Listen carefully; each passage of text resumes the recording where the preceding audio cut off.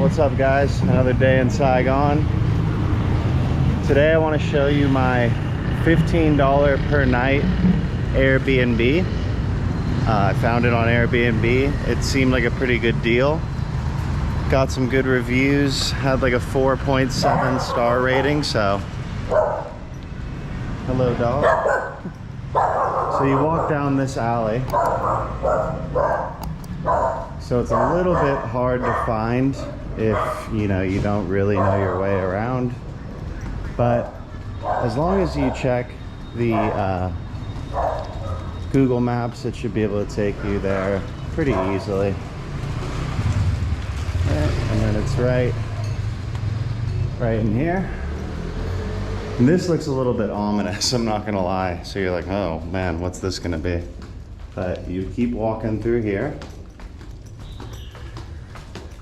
and you go up, put a code in the door here, which I won't show you, just out of respect for the security here. When you check in, you get your key from the box here.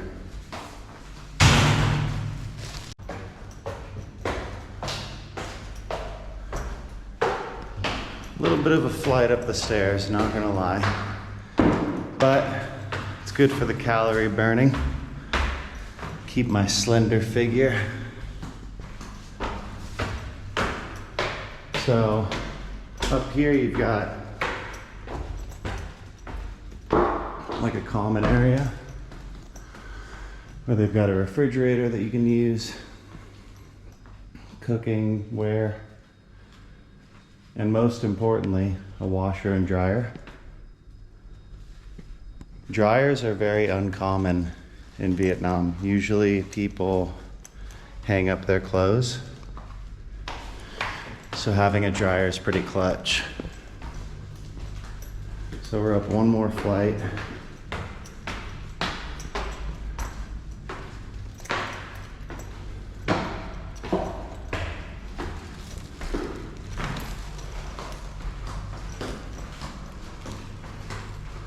We use a key card to get in.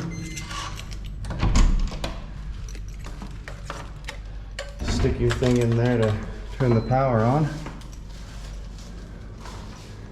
And then you're in. Lights turn on. All right, so welcome. Here's the bed. Little desk area that I need to organize a little bit better. I keep my bags there. It's also got its own fridge and freezer, so if you wanted to store items, of course, keep them fresh, you could. Definitely a good amount of closet space.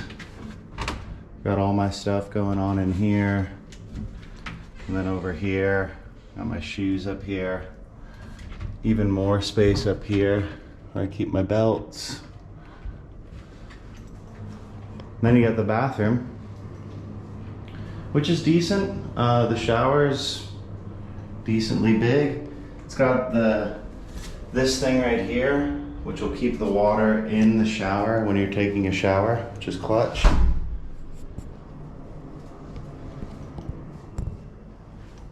And I don't really like white light. So what I would usually do is I'd knock this bad boy off.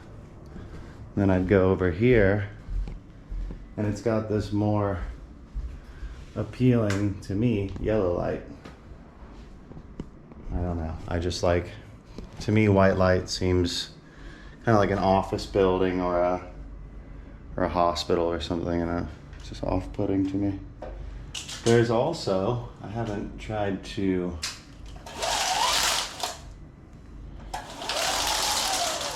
go out here yet, but there's a balcony as well. Alright, so I guess it opens like this. Yeah. And you've got your balcony.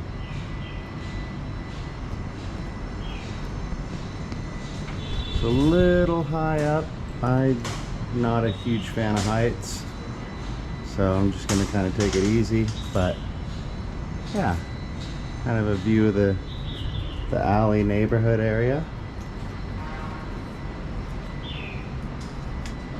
Some sort of big tower going up over there, you can see. I honestly don't imagine I'll spend much time on that balcony. Mainly because of my fear of heights. But yeah, 15 bucks a night, you know, the electricity's included. It's tough to beat that in terms of a short-term stay. If you want to commit to something longer term here, you can find a better deal. But for short-term, no contract, come and go as you please, it's pretty solid. So let me know what you think in the comment box about this Airbnb. I definitely think it was better than what you could get in like Mexico City. And yeah, just tell me what you think, or if you have any suggestions on places to stay in Saigon or Vietnam, let me know too. And if you haven't already done so, subscribe to the channel. And that's it, guys. See you guys in the next one. Peace.